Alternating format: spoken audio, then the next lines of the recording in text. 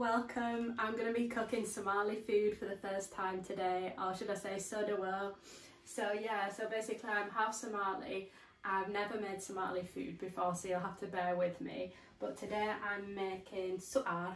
I'm not sure if that's the correct pronunciation. Hilib, lamb, hilib, which is meat in Somali, with onions, garlic, pepper and a bit of lime. I'm meant to be using tomato puree, but I actually forgot to get that, so it's just going to have to be chopped tomatoes. I'm going to have to do a bit of improvisation. So basically I got some diced lamb. I know a lot of people actually get it ready prepared, like from like a Somali butcher or something, but I just diced it into smaller cubes. So I'm just going to like pan fry that for a few minutes. That'll get some heat into it. Meanwhile, I've got the onion and garlic already prepared, so I'm going to now prepare the green pepper. I was undecided whether to use green pepper or red pepper, because I know there's some variations of what people use, but I thought green like gives it a nice pop, gives it a nice bit of colour. And then I've got different spices, and luckily Somali food isn't that spicy, because despite not having ever cooked Somali food, I have eaten Somali food recently at my Edo, that's auntie in Somali, at her house. She made me some amazing Somali food, so that's actually inspired me to, I thought, yeah, maybe I should try it for myself. And you know, I've got the correct attire on, sporting a bati, which is like the traditional Somali dress. In fact, I think this bati may be from Somali. I think this bati, it might be from Mogadishu, maybe Hamilton, I'm not sure. But yeah, so now the meat is getting a bit of colour. I'll add also, to flavour it, season it with some black pepper, and then I'll add in, I think it's around 300 grams of meat. I chopped a whole onion, but I don't think I will need a whole onion. I'll probably just use half or something. I've chopped about 2 cloves of garlic. It depends. I suppose you can just tailor it to, you know, if you like garlic, how much spice you like. It's not actually got anything like chilli in. I know it would work nice with basbas. I know that's like the Somali chilli sauce. In fact, there's a lady in Hawa Hassan in New York.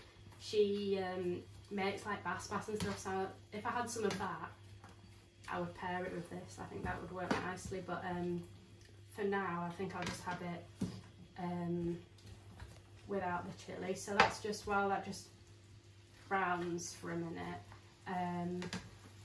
I will season it. So for the in terms of seasoning, I've got some a pinch of cinnamon. In terms of the spices, are quite interesting just because of where Somalia is like located in the world. It's in the middle of like it's kind of in like a spice, I don't know about triangle, but it was at the centre of the spice trade, so it's kind of, the food and the cuisine's got elements of Arabic, like Indian, African, but then because Somalia was colonised by Italy, it's got like the Italian influence. So what I just put in there was some ground cumin, maybe put a little bit more cumin in. And then next is just a basic, I know people might use like Somali specific seasoning, but because I've never cooked it before, I'm just using like store-cupboard staples. So this is an oxo vegetable cube. So I don't think I'll dissolve it in water. I think I'll just probably, oops, I'll probably just crumble some of that in. And yeah, like I said previously, I was meant to use, I intended on using tomato puree, but however I forgot to get that, so I think I'll use some chopped tomatoes because it will give the dish a bit of moisture, but it'll still have that like fresh tomato flavour. And I won't use too much of this because it's, I know it's like sautéed meat, but I don't want it to be too much like a stew. I want it to not have too much of a runny consistency. Maybe season it with some more black pepper. Oops, too much salt. And then I need to add, for a bit of pop, to give it a bit of colour, I need to add the green pepper. So yeah, that should, the meat actually, if it's on a moderate heat, it shouldn't take that long to cook, and I'm hoping it's going to be nice and tender. Yeah, I chose lamb over beef. In fact, that's interesting. Recently I read something about in Mogadishu people have stopped eating beef. I'm not sure for what reason, but they've stopped drinking cow's milk and don't eat beef. So yeah, I'm interested as to why that is.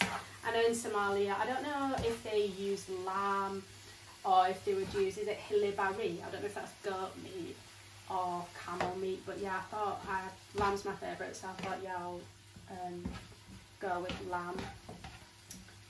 And to accompany the suqaar, I thought maybe that I would make some like traditional Somali pancakes like anjera, I hope I'm saying it correctly, or malwa, but I decided I'm too hungry basically to do that, so I think I'm just going to make some just quick and easy just French pancakes and have it with that. Right, so I think the meat should maybe be done now. It's just coming to like a gentle simmer. And yeah, the chopped tomatoes I think were actually a decent idea because it has given, it's made the dish a bit looser. I didn't want it to be like really dry or anything because you're having it with pancakes or malwa. I've not got any like bas or any chili sauce to go with it, so this has actually loosened it up and yeah, maybe it's affected the colour, so it looks a bit more appetising now. So yeah, I think it actually looks okay. It looks, I don't know if you want to zoom in, but it looks, I think it looks kind of authentic. So yeah, so I need to prepare some pancakes, and also I've got to have it with shah or kobsha. Is it, Mum, you say it? Kobsha marabta. Kobsha marabta. My mum's white, my mum's English, but she even knows. She knows about shah and she knows about shah and shekar. So yeah, we're going to have it with, I think this dish can be eaten any time of day. It was meant to be for breakfast, but I was running a bit late, so it's just going to be like a early evening meal. But yeah, you've got to have it with shah, you've got to have it with Somali tea. So yeah, so basically to finish, so I'll let that finish off. Another thing that I'm going to add is lim. I think that's how you say it in Somali, lime. I know they think in Somalia that lemons and limes can cure everything, so it wouldn't be a Somali dish if I didn't put some lim in there. And yeah, I think it gives it a bit of like a freshness to it, because it's like quite meat heavy. By adding the lime, the acidity will help balance out all the meat and things. So I don't want any pips going. Turn it off and put it into the pot.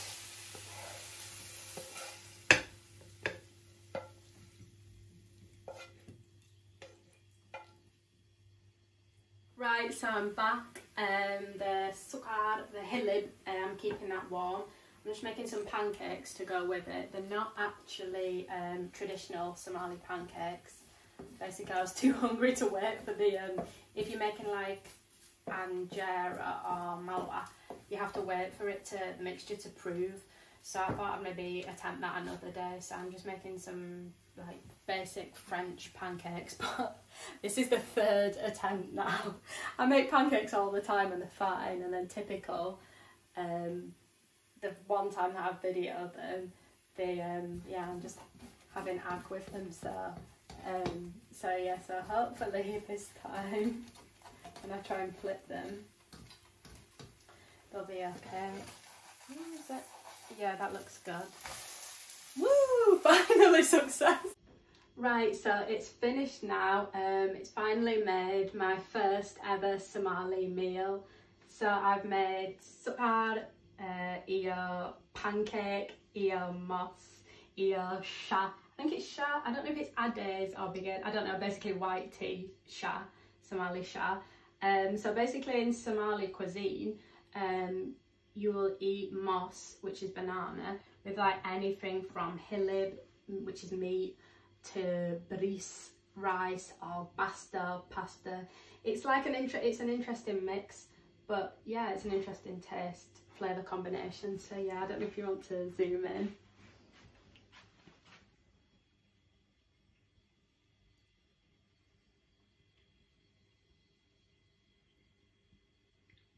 Right, I think it's time to do a taste test. I have some banana. My mum's actually tried some hoya, I should say hoya ma'an. You've tried some, haven't you? What did you think? What's the verdict? Really nice, really tasty. Wa'an is good. Not ma'an. Ma'an is sweet, so wa'an. So I'm gonna try some of the moss with the oh no, I need to put a little bit of some lime with it. Try some of the banana with the pancake, and make sure I get some of this with it.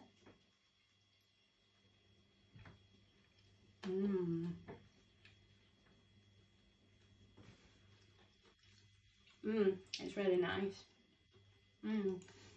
It's not too spicy. It's really refreshing to have it with like the banana. I don't know, it just gives it kind of like a fruit. Yeah, I don't know, it's just nice. It's a nice change. Yeah, and the sorry, I'm just distracted because it's so nice.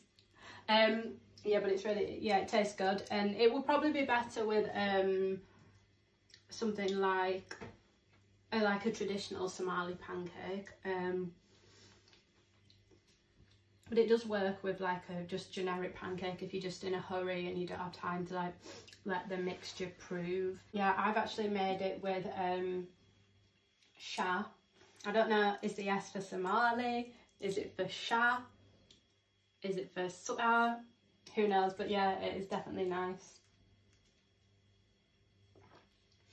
Okay, well, thanks for watching me make my first Somali meal, and I hope you enjoyed it. Okay. Hi, it's Sophia here. Just wanted to say, if you liked the video and you'd like more content, make sure to like, share and subscribe.